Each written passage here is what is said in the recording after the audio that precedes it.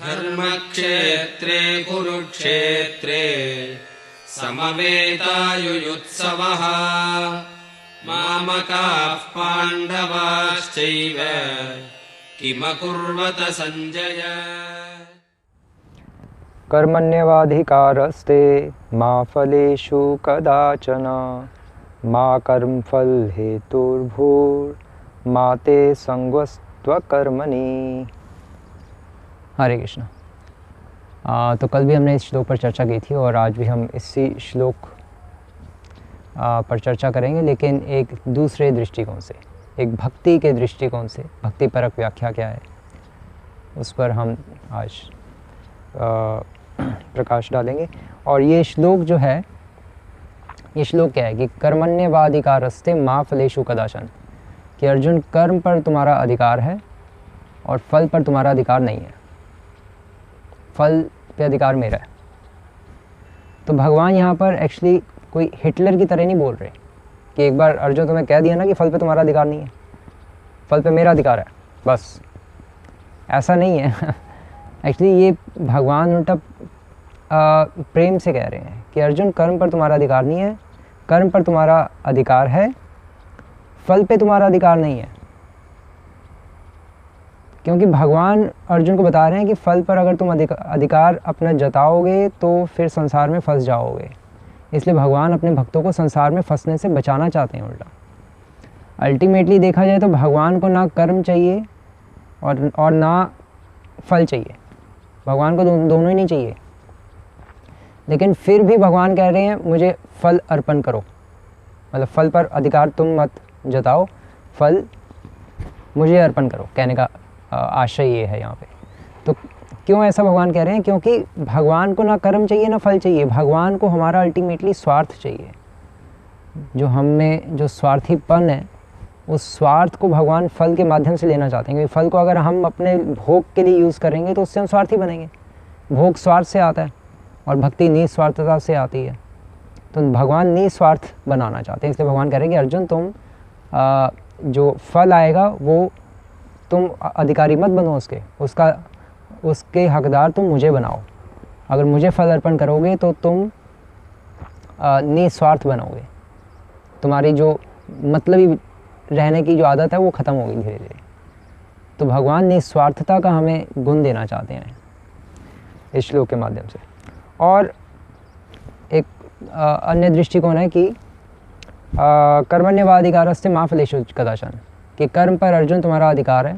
यहाँ कर्म हम अगर साधना लेते हैं, जो हम भक्ति की साधना करते हैं, तो भक्ति की साधना पर तुम्हारा अधिकार है। तुम हरे कृष्ण कृष्ण कृष्ण हरे हरे, हरे राम राम राम हरे हरे चैंटिंग कर सकते हो, बुक रीडिंग कर सकते हो और ये सब कुछ कर सकते हो, लेकिन फल पर तुम्हारा अधिकार नहीं है। मा फलेषु कदाचन।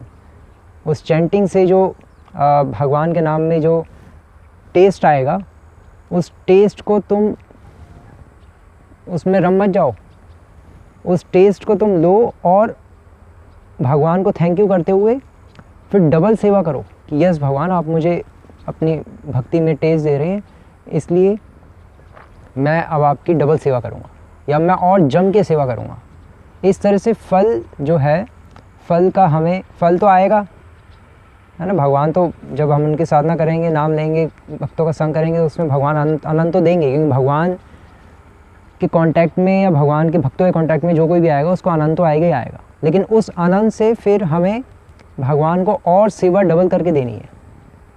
अगर हम भगवान की सेवा करने के लिए उस आनंद को हम रख रहे हैं अपने पास, तो फिर उसका मतलब हम फल का भोग नहीं कर रहे, क्योंकि हम फल से प्रेरणा ले रहे हैं भगवान की और डबल ट्रिपल सेवा करने की। क्योंकि प्रैक्टिकली तो फल आएगा ही, अब उसका करेंगे क्या। तो उस फल को रखकर फिर उससे भगवान का हम और गुणगान करें और सेवा करें जम के। और ये सोचते हुए कि ये फल जो है ये मेरे कारण नहीं आया, इसलिए भगवान कह रहे हैं कि माँ कर्म फल हेतुर्भूर। अपने आप को, जो तुम्हें टेस्ट आया चैंटिंग करके, उसका कारण तुम अपने आप को मत समझो कि मैंने बहुत अच्छी चैंटिंग की है इसलिए मुझे टेस्ट आया। नहीं, वो भगवान ने टेस्ट दिया है, उसका श्रेय भगवान को दो। भगवान ने तो भक्तों का संग दिया है, भगवान ने तो माला दी है, भगवान ने तो महामंत्र दिया है, भगवान ने शक्ति बुद्धि दी है, शरीर दिया है, जीवा दी है भगवान का नाम लेने के लिए, कहीं जीवा कट नहीं गई हमारी। तो सब कुछ भगवान की कृपा से ही तो हो रहा है। तो जो आनंद मिल रहा है तुम्हें जप करके, उसका कारण तुम मुझे समझो अर्जुन, या हमारे लिए भगवान यहाँ पर कह रहे हैं।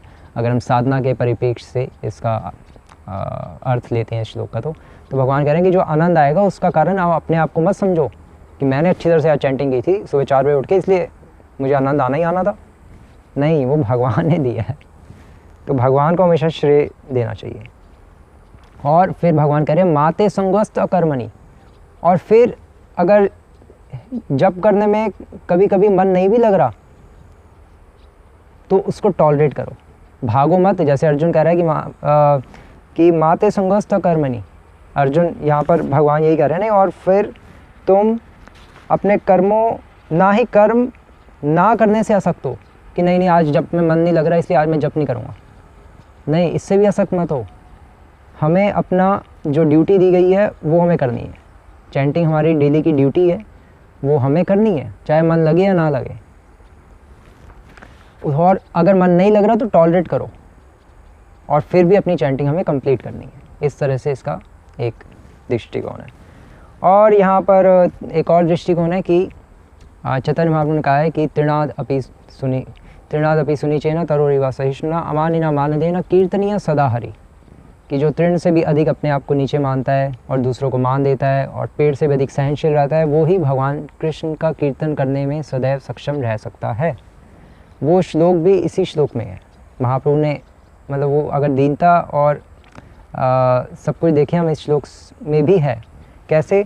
तो श्लोक है कि कर्मण्यवाधिकार अस्ते, कि अर्जुन कर्मण्यवाधिकार अस्ते मतलब सेवा पर तुम्हारा अधिकार है, सेवा आप करो, लेकिन माँ फलेषु कदाचन, लेकिन फल पर अधिकार मत जताओ। मतलब कहने का अर्थ ये है कि अमानी ना मान देना, कि जो फल तुम्हें मिल रहा है उसका मान, उसका श्रेय तुम मुझे दो, कि नहीं भगवान ये तो आपके कारण ही मुझे भक्तों का संग मिला है या चैंटिंग में टेस्ट आया है। तो भगवान को उल्टा फल का श्रेय देना चाहिए। तो भगवान को मान देना चाहिए, अपने पास वो रख के नहीं बैठ जाना चाहिए, हमेशा श्रेय भगवान को देना चाहिए। इसका मतलब रिस्पेक्ट दे रहे हैं। जैसे हम कहते हैं ना कि नहीं प्रभु जी ये तो आपकी कृपा से हुआ है, कभी कभी दूसरे डिवोटीज को कहते हैं, उसी तरह से हमें भगवान को कहना चाहिए, नहीं भगवान ये तो आपके कारण ही मुझे चैंटिंग में टेस्ट आया है, या मेरा भक्तों के साथ रहने का मन कर रहा है, हरी कथा सुनने का मन कर रहा है। तो वो इस तरह से हमें अमानी ना मान दें इससे निकाला, इसमें है। और फिर माँ कर्म फल हेतुर्भूर, और फिर ना ही अर्जुन तुम अपने आप को फल का कारण समझो, अर्थात तृणादपि सुनीचेना, तृण से भी अधिक अपने आप को नीच समझना चाहिए, कि मुझे ये जो फल आया इसका कारण मैं तो नहीं हो सकता कभी भी, मैं तो कुत्ता और कमीना हूँ। इस तरह से सोचना चाहिए प्रत्येक साधक को। और फिर माते संगस्त कर्मणि, और जो डिफ़िकल्टीज़ आएंगी भगवान की सेवा में, उसमें फिर उसमें तरोरिभा सहिष्णुना, पेड़ से भी अधिक सहनशील होकर सहन करनी चाहिए। भक्तिविनोद ठाकुर कहते हैं कि सेवा में जो सुख दुख आते हैं वही हमारी सबसे बड़ी संपत्ति है, एक भक्त की वही संपत्ति होती है। तो उसी तरह से जो हमें दुख आ रहे हैं फिर भगवान की सेवा करने में, तो उसको फिर हमें तरोरिभा सहिष्णुना, पेड़ से भी अधिक सहनशील बनकर उनको सहन करना चाहिए और भगवान की सेवा में दृढ़ता से लगे रहना चाहिए। तो फिर कीर्तनीय सदा रही, तो भगवान कृष्ण का कीर्तन सदैव हम करते रहेंगे, अदरवाइज़ करना मुश्किल है। तो ये इस श्लोक की अन्य दृष्टिकोण भी थे जो आज हम डिस्कस करना चाह रहे थे। हरे कृष्णा। श्रील प्रभुपाद की जय।